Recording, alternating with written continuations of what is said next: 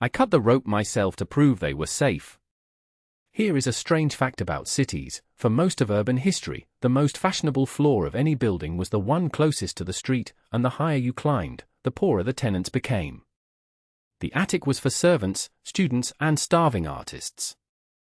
The reason was simple and unglamorous: stairs. Every floor above the second was purchased with aching legs, and no gentleman of means intended to arrive at his own drawing room out of breath. If you had told a Parisian landlord of 1850 that within a lifetime the very top of a building would become its most expensive address, he would have laughed you out of the courtyard. What changed, the small hinge on which the entire vertical city turns, was not the invention of the elevator. Hoisting platforms had existed since antiquity. Roman builders lifted stone with them, and warehouses had used them for decades. What changed was a length of rope being cut with an axe, on purpose, in front of a crowd. The man holding the rope's fate in his hands was Elisha Graves Otis, and he was, by the standards of his time, a serial failure. Born in Vermont in 1811, he had tried his hand at haulage, at gristmilling, at building carriages, and at a bedstead factory, and each venture had ended in illness, bad luck, or bankruptcy. By 1852 he was a middle-aged master mechanic in Yonkers, New York, employed to install machinery in a new bedstead works for a firm called Mays and Burns. The job included a hoist to lift heavy timber to the upper floor, and hoists, as everyone then knew, were killers. Ropes frayed. Ropes snapped. When they did, the platform and everything on it, sometimes including a man, went to the bottom of the shaft. It was so routine a danger that it was treated the way we treat traffic accidents: regrettable, inevitable, the price of doing business. Otis did not accept the inevitability. His solution was almost insultingly simple. He took a flat steel spring of the kind used in wagon suspensions and mounted it atop the platform, connected to the hoisting rope. So long as the rope was taut, the tension held the spring flexed and clear. But the moment the rope broke, the tension vanished, the spring snapped outward, and its ends rammed into notched racks, ratchets, running up the sides of the shaft. The platform could not fall, because the instant it tried, it locked itself in place. No watchman, no quick reflexes, no luck required. The device made its own decision, faster than gravity could act on more than a few inches of drop.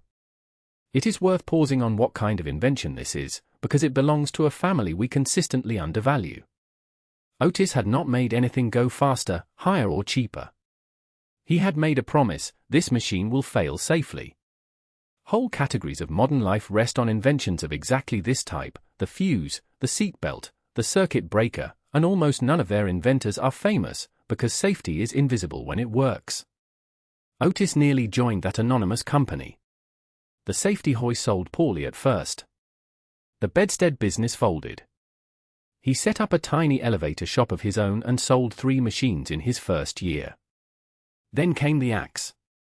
In 1854, at the Exhibition of the Industry of All Nations in New York, held in the city's own glass and iron crystal palace, Otis staged what may be the most effective piece of engineering theater ever performed. He built an open elevator shaft on the exhibition floor, loaded the platform with crates and barrels, and rode it high above the heads of the crowd. Then, as onlookers watched, an axeman severed the hoisting rope. The crowd gasped. The platform dropped, an inch or two, and stopped dead, caught by the ratchets. Otis, standing perfectly composed on his arrested platform, swept off his hat and called down the reassurance that became his company's founding legend: all safe, gentlemen, all safe. What Otis had done, in a few seconds of showmanship, was something no pamphlet could do. He had transferred his own confidence into the bodies of the spectators. They had felt the fear of the fall and then felt it cancelled. Orders began to arrive. In 1857, the firm installed the world's first passenger safety elevator in a 5-story China emporium on Broadway, and the age of vertical travel for ordinary people quietly began. Otis himself did not live to see what he had unlocked. He died in 1861. But consider the chain of consequences that runs through that severed rope. Before the safety elevator, buildings were capped at about 5 or 6 stories, not by engineering, for masonry could go higher, but by human legs and human fear. Land in booming Manhattan and Chicago was fabulously expensive, yet its owners could only multiply it 5-fold, because no tenant would rent the 8th floor of a walk-up and no insurer relished a rope-hung platform. The elevator dissolved that ceiling precisely when steel frame construction was dissolving the structural one. The two technologies needed each other. A steel skeleton without an elevator is a tower nobody can use, an elevator without a steel frame has nowhere to go. Together, in the 1880s, they produced the skyscraper, and the skyscraper produced the modern downtown, thousands of workers stacked on a single acre, whole industries within one lift ride of each other. And then came the social inversion, my favorite part of the story.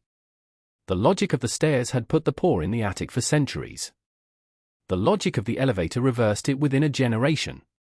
Once height cost nothing to reach, its old penalty became a premium. The top floor now offered light, quiet and the view, with none of the climb. The garret became the penthouse. The word itself tells the story. A penthouse was originally a humble lean-to shed attached to a building. By the 20th century it meant the most glamorous rooms in the city. An entire grammar of status flipped upside down because a mechanic in Yonkers attached a wagon spring to a ratchet. There is one more quiet legacy, and you stand inside it nearly every day. The elevator is now statistically among the safest ways to move a human body, vastly safer, per journey, than the staircase it replaced. Billions of elevator trips are taken each year, and the fatal freefall of a modern passenger car is so rare that engineers struggle to name confirmed cases. Every one of those journeys is still protected by descendants of Otis's original idea, a device that assumes the rope will one day break, and stands ready, mindlessly and forever, to catch you when it does. Numbers make the inversion vivid. A Manhattan office block of 1860 topped out at 5 floors and rented its best rooms nearest the pavement. By 1913 the Woolworth building stood 60 stories against the sky, and its owners priced the floors in exactly the opposite order. Nothing about human legs had changed in those 50 years. What had changed was that a ride had replaced a climb, and with it the entire mathematics of urban land. The same plot of earth could now be sold, in effect, 60 times over. City centers stopped spreading outward and started folding upward, and the modern skyline, that bar chart of land values written in steel and glass, became legible from miles away. The company Otis founded did not falter with his death, because he left it two things rarer than patents: sons who understood the machines, and a reputation for the one quality an elevator cannot fake. Charles and Norton Otis carried the firm through the decades in which the elevator evolved from a curiosity into the circulatory system of the city, from steam power to hydraulics to the electric motors that finally made tall buildings brisk as well as possible. With each generation of machinery, the same wager was renewed: the passenger steps in, the doors close, and an invisible apparatus redeems the promise made on the Crystal Palace floor. By the time the great towers of Chicago and New York began their race upward at the century's end, the elevator was no longer the novelty in the architecture, it was the premise.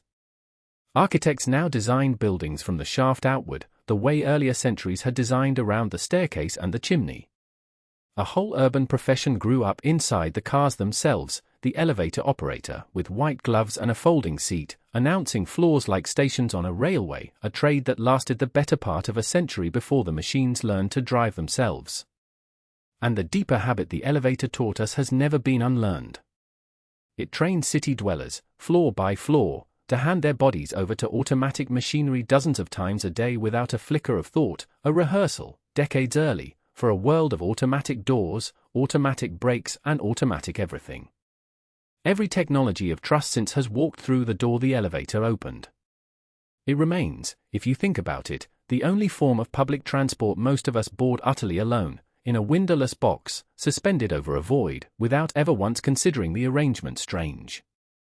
That unconsidered calm is Otis's true monument, greater than any tower that bears his machines. Fear, once subtracted from a technology, stays subtracted. The whole subsequent city is built on the subtraction. So the next time you step into a lift and feel that small, thoughtless trust as the doors close, remember what you are actually trusting: not the cable, but the brake, the piece of Vermont wagon spring, a showman's severed rope, and the strange truth that the shape of every skyline on Earth was fixed the moment one man could stand on a falling platform and truthfully say that all was safe.